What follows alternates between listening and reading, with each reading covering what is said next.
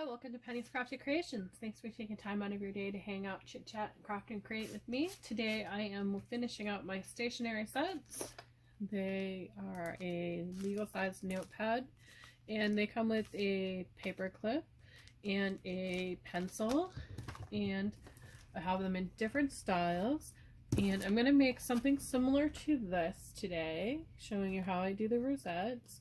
And it's a very easy task to create, and I use the bakery bags from Hobby Lobby for my packaging. They really are nice bags and it just slides perfectly in there. They hold, now this is a regular legal size pad that is done in the pastel colors, and they hold beautifully on these so that people can look at them and check them out when they are at a craft fair. And I love making these. This is another one here with the pink flower. Matches the paper on the inside as well. So it takes 36 inches of crepe paper, and all you're going to do is fold. If you've made a fan when you were a child out of paper, this should be similar to that. So you're just creating that fold all the way through, just overlapping it, pushing your finger in here onto that fold and grabbing it and raising your finger up and moving along to the next one. And you're going to do that throughout the whole strip of the 36 inches. It goes really fast, as you can see here. It is a very quick task to make this part. The next one takes a little bit of time to get it to the perfection that you want, but you're just going to continuously fold until you're at the end, like that. So it looks like this. Give it a good tuck with your fingers on each end, just tucking in those ends. It's very important, otherwise your rosette could be lopsided. I'm using a brad pusher, has this on one end, and then on the other end is a point, and about a 1/4 inch in, go ahead and push that through. You're going to come out the other end and just twist it around a little. And I use the brads for my rosettes. I just find it a lot easier task, and they come in several different shapes and sizes and colors. You're just going to poke that into that hole and open it slightly. Just a little bit like that. Just very slightly.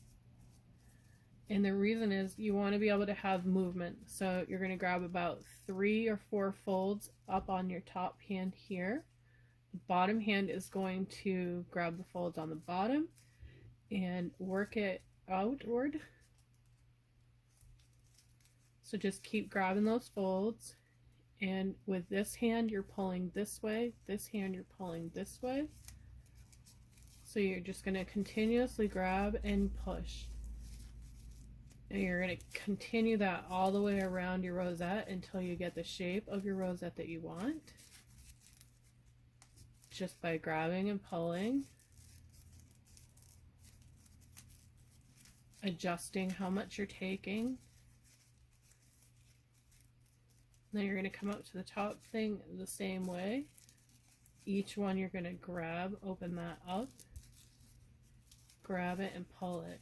And you're just going to continuously do that until your floret or your rosette, whichever you call them, matches. And when you get to that stage, go to your back and push as hard as you can with your fingers, and you have your rosette.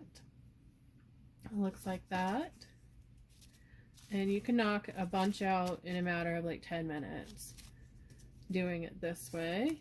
So the next thing I'm going to do, so I've got my 2-inch cutouts of my flowers. You can use whatever shape you like, but I just think adding the flower gives it a little bit of extra oomph, so that it's kind of double-sided. Gonna take some foam tape we're going to create a well around our paper clip. And I have these 2-inch paper clips. I'm sorry, 1-inch by 4-inch paper clips. And you can see that has that bump on the top there. You want that facing down. And push that on your paper. I'm going to adjust my camera here so you can see this part a little bit better. So you're going to adjust your flower so that your paper clip is going to sit, and you're going to create a well with your foam tape all the way around your paper clip. And the reason you're creating that well is you want to have that so that it stays in place when it's being used. So each petal here is going to get some foam tape right around that piece there.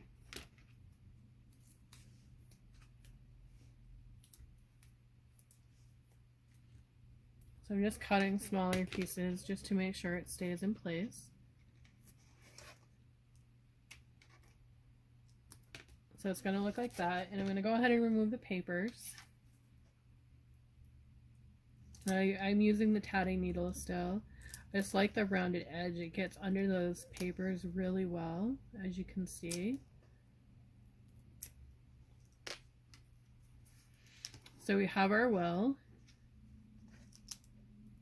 I'm going to take my next same shape and place that on top of that and give it a good squeeze. And you want to have a little bit of movement for your paper clip. So you have your paper clip looking like so. Next thing is the glue, and I'm using the Craft Bond by Elmer's. And you can use whatever glue you like, but you want to have a nice strong bond. And you're going to cover the entire thing because your rosette is much, much bigger. So place your rosette on however you'd like. Give it a good push down because you want your glue to adhere really well.